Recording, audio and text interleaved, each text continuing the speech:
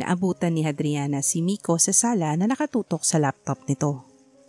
Tumabi siya rito at hinalikan nito sa pisngi. "Bakit nakasimangot ka, ate?" tanong nito. "Paano yang si Mickey, sinuntok ba naman si AJ?" sumbong nito. "Oh, nice! Sayang di ko nakita. Napuruhan ba?" Masama niya itong tiningnan. Tuwang-tuwa pa sa nangyari. "Akala ko kakampi kita. Magkakambal nga kayo. Natutuwa ka pa sa ginawa ng kambal mo?" Sermon niya rito. "Pasalamat nga siya, isang suntok lang yun eh. Nakapagpigil pa ako." Wika ni Mickey na nakasandal sa may pader, malapit sa pinto. Inismiran niya ito. "Miko, pagsabihan mo yung ate mo ah." Palapit na si Mickey sa kanila at umupo sa tabi ni Miko. "Wow Mickey, kung makapagsabi kang ate mo, parang di mo ate ah." Isinara ni Miko ang laptop. "Istorbo kayo. Wala akong ate na marupok," pahayag ni Mickey. Binato niya ito ng unan. "Hindi ako marupok, okay?" Depensa niya rito. Dahil nasa gitna si Miko ay tila ito naging pader sa pagitan nila. Tatawa-tawa rin ito. Sarap pag-untugin. "Anak ng pating, kaya pala kanina nang sinabi ni AJ na, 'Adriana, follow me.'" Natawa siya dahil pinatigas pa nito ang boses. "Hindi man lang nagtatlong isip, agad-agad nakasunod. Anong tawag dun?" Dagdag pa nito. "Hindi ba nagdalawang isip? May tatlong isip ba?" Sabat ni Miko na tila pinakaiisipan pa. Binatukan naman ito ni Mickey.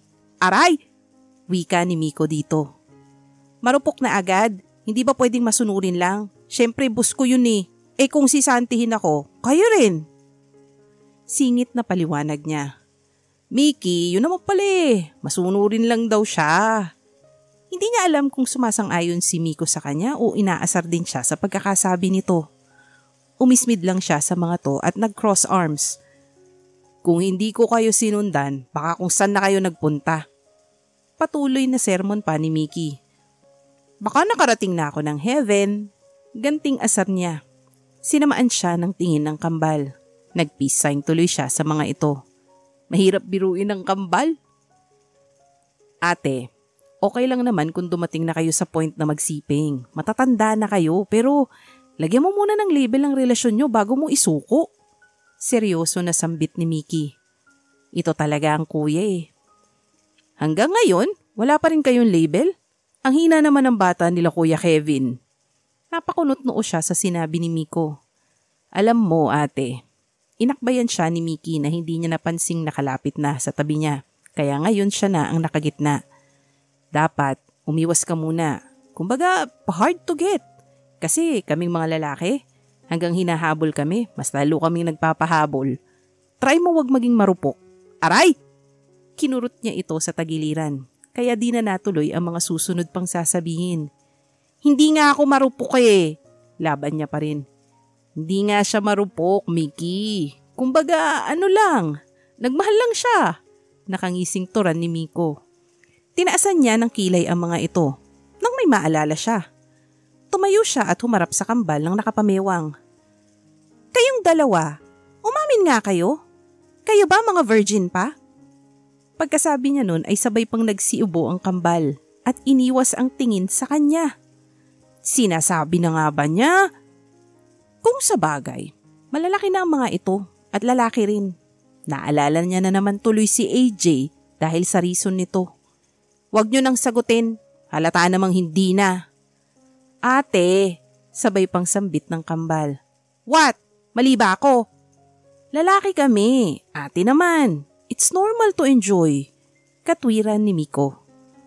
"That's a bullshit reason." Di niya mapigilang isigaw. Natigilan tuloy ang dalawa. Akala siguro galit siya sa mga to. Bumuntong hininga siya. "I'm not mad. Naalala ko lang na ganyan ang dahilan ni AJ. Keso lalaki lang siya na kung hahainan. Natural, susunggaban. Pero nakahain na ako pero pumili pa ng ibang putahe." Naiinis na saad niya. Narinig niyang tumawa ang kambal kaya sinamaan niya ng tingin ng mga ito.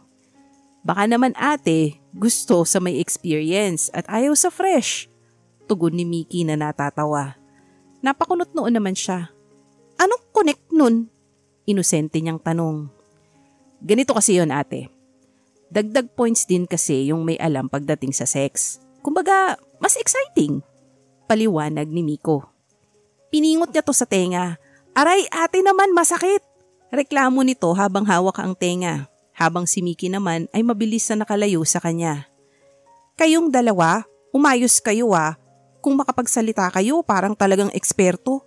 Huwag lang kayong mambubuntis nang hindi pa nakakagraduate. Ay talaga puputulin ko yung mga junior nyo.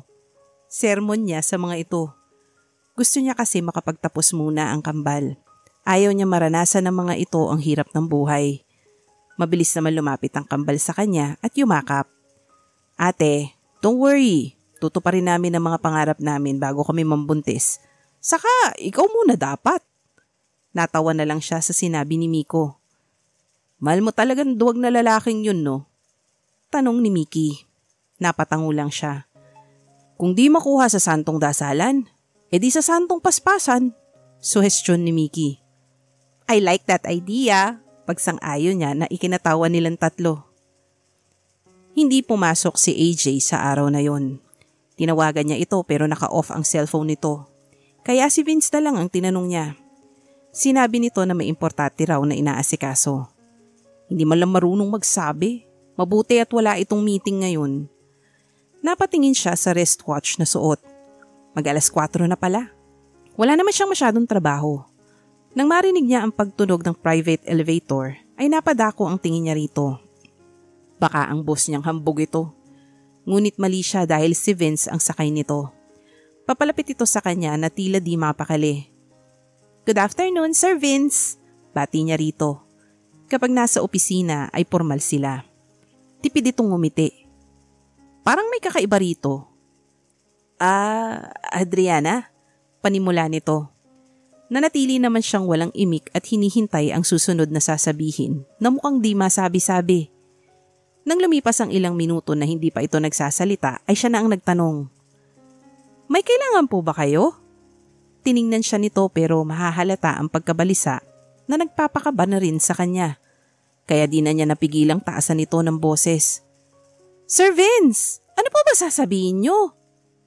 Bukang nagulat ito sa pagtaas ng boses niya. Nahiya naman siya kaya mabilis siyang yumuko. Narinig niya ang pagbuga nito ng hangin. Adriana, Juan Carlos called me and he said that... Pabitin pa nitong saad. Nagtaas siya ng muka upang ipagpatuloy nito ang sasabihin. To pack your things and that you're fired. Dugtong nito. Hindi siya agad nakapag-react sa sinabi nito. Pilit pa pinoproseso ng utak niya ang mga salitang binitiwan ng pinsan ng boss niya dahil ang tumatak lang sa kanya ay ang salitang, she's fired.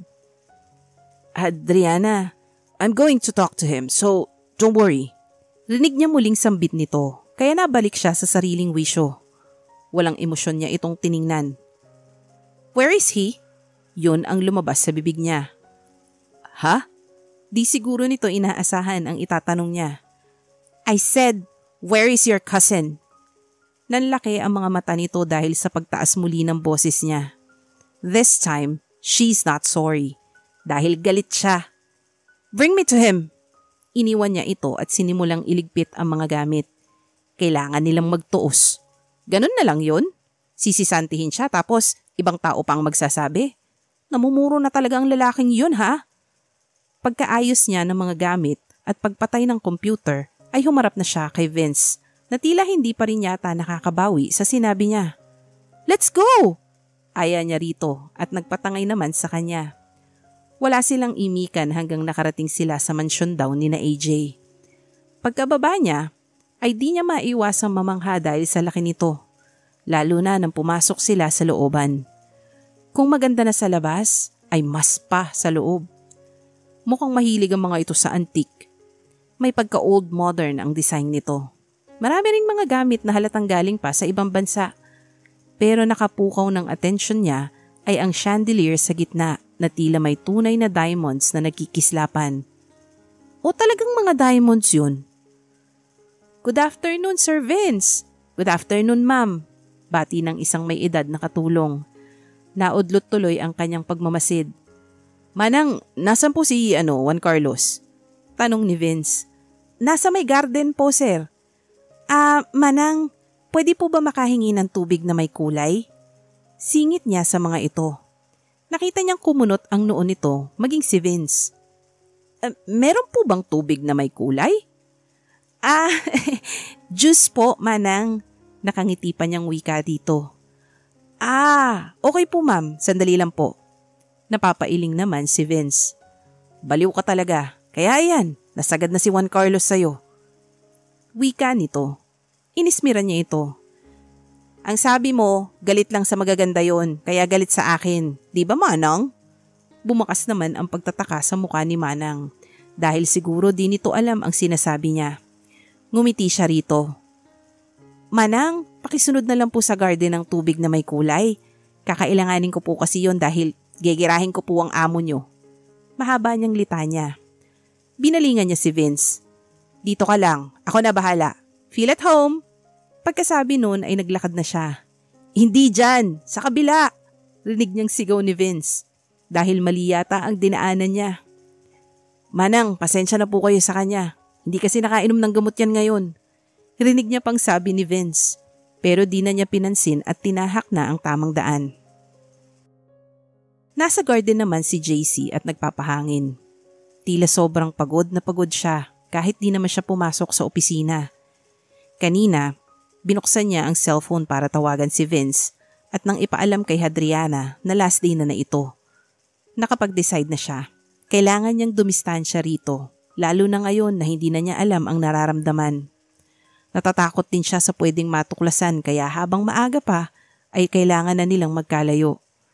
Hindi niya alam kung hanggang saan niya kayang magpigil. Natatakot na siya sa nararamdaman. Sunod-sunod na notification ang narinig niya na nagpatigil sa pagmumuni-muni niya. Mukhang ngayon lang pumasok ang mga messages. Tamad niyang kinuha ang cellphone. Alam naman niya na sinusubukan siyang tawagan ni Hadriana. Napataas kilay siya nang makita ang Fonteverde group chat. Mukhang ibinalita ni Vince ang ginawa niya. Binuksan niya to pero ang last message ang nakaagaw ng atensyon niya. Vince, on the way na kami ni Hadriana sa mansyon niyo, tita. Bigla ay kinabahan siya. Shit talaga! Anong gagawin niya rito? Hindi niya ako pwedeng abutan dito. Kausap niya sa sarili at dali-daling tumayo upang bumalik sa kanyang silid. Ngunit huli na dahil pagharap niya ay sumalubong sa kanya ang napakaseryosong mukha ni Hadriana habang naka-cross arms. Walang bakas na emosyon ang mukha nito pero nakakatakot ang aura. Hindi naman siya magpapatalo rito. Nasa teritoryo niya to kaya umayos din siya ng tayo. Where do you think you're going? Tanong nito. In my room. Kaswal na sagot niya pero ang tibok ng puso niya ay napakabilis. How about you? What are you doing here? Balik tanong niya. I'm here to talk to you. Talk about what? Is that how much you want me out of your sight? Para sisantihin ako ng basta-basta? Give me at least 10 valid reasons to fire me. Tumaas ang kilay niya sa sinabi nito. 10 talaga? Yun ang lumabas sa bibig niya. Tingnan mo, tumatawad ka pa. Okay, sige, 5 na lang. Mas lalong tumaas ang kilay niya. Baliw ba to? May kontrata ako, Mr. Fonteverde. You can't just fire me because you want it. Inis nitong sambit. Of course I can. That is my company. I can fire whoever I want. Sagot niya rito. Ang pagsisinungaling mo ay sapat na para sisantihin kita. When did I lie? Painosente pa nitong tanong. Nginisihan niya ito. When? Nakalimutan mo na agad? Paaalala ko pa ba? Kung tungkol sa pagiging lesbian ko, FYI, malinaw na nakasulat sa resume, birth certificate, driver's license, and all of my documents that it was female all along. So paano mo masasabing nagsinungaling ako? Depensa nito. Napaisip siya. Grabe, lumalaban talaga to. May punto naman ang pinaglalaban pero kahit na, siya pa rin ang boss. Whatever you say, I'm still the boss. Is that what you call a boss? Someone who don't even know how to acknowledge the rights of his employees? Sige, sisantihin mo ko at papasabugin ko. Magdedemanda ako. Banta pa nito. Napailing na lang siya. Seriously? Are you threatening me, Hadriana? Alam mo, dapat ikaw na lang ang mag-resign. Total, hindi ka naman nagtatrabaho ng maayos. Gusto mo ako sisantihin dahil nabitin ka kahapon para malaya ka na rin makapagdala ng babae sa opisina mo. Hindi naman trabaho inaatupag mo. Ginawa mong hotel ang opisina mo. My gosh! Ikaw na lang kaya ang mag-resign kung ayaw mo akong makasama. Nakarinig sila ng singhapan kaya napatingin siya sa likod nito. Nanlaki ang mga mata niya nang makitang nandun halos lahat ng miyembro ng pamilya niya. Pero si Hadriana ay wala man lang pakialam. At anong sinabi nito? Siya ang mag-resign? Sa sarili niyang kumpanya? Nasisiraan na ba talaga to ng bait? Alam ko ginagawa mo yon dahil gusto mo ko pasakitan. Dahil inamin ko na gusto kita. Ano ba masama doon? Sa kapilit mong sinasabi na you're not attracted to me pero para kang nagsiselos sa jowa kapag may kasama akong iba. Ang gulo mo rin ano? Namewang na ito na akala mo ay nanay na nanenermon ng anak. Masyado mo na rin inaapakan ang pagkababae ko. Biruin mo harap-harapan mo pinapakita sa akin yung paglalandi mo. Hindi ka na nahiya. Okay sana kung mas maganda pa sa akin ang mga babae mo pero hindi eh. Mukha silang mga payaso na handang mag-perform sa perya. Rinig nila ang mahihinang pagtawa. Napasa po na lang si JC sa noo. Wala yata balak tumigil ang babaeng to. Hindi ba to nahihiya? Hinahayaan mo sila na pagsawaan ka? Na mag-enjoy dyan sa ano? Dyan, sayan! Di matuloy-tuloy nito ang sasabihin. Nahiya rin sa wakas. Ang alin? Nakangisi niyang tanong. Tingnan niya kung di pa rin ito tumigil. Yang junior mo! Samantala ako hanggang hawak lang eh. Sila sobra pa yata sa hawak. Nakakainis ka. Wala kang taste. Sunod-sunod na ubo ang narinig nila. Sino ba ang hindi mapapaubo sa mga lumalabas sa bibig nito? Palagay nga niya ay pulang-pula na siya sa hiya. Oh, natameme ka na. Puna nito na tila normal lang ang mga pinagsasasabi. Hindi naman niya alam kung bakit imbis magalit, mas nais niyang matawa sa mga pinagsasasabi nito. Hadriana, can you please shut your mouth? Kung ano-ano lumalabas sa bibig mo. Sita niya rito. Oh, bakit? Truth hurts, right? Napapikit na lang siya dahil tila ginaya nito ang sinabi niya noon rito. Nang magdilat siya ay sumalubong ang malungkot nitong muka. Maganda naman ako, di ba? Bakit hindi mo ako magustuhan? Bakit may one rule ka pa? Kung talagang ayaw mo sa akin, okay lang. Mag-move on na lang ako. Pero hindi pa rin ako aalis bilang sekretarya mo hanggang wala kang valid na reason. Tatapusin ko lang ang kontrata ko tapos ako na mismo aalis. Bakas ang lungkot sa boses nito.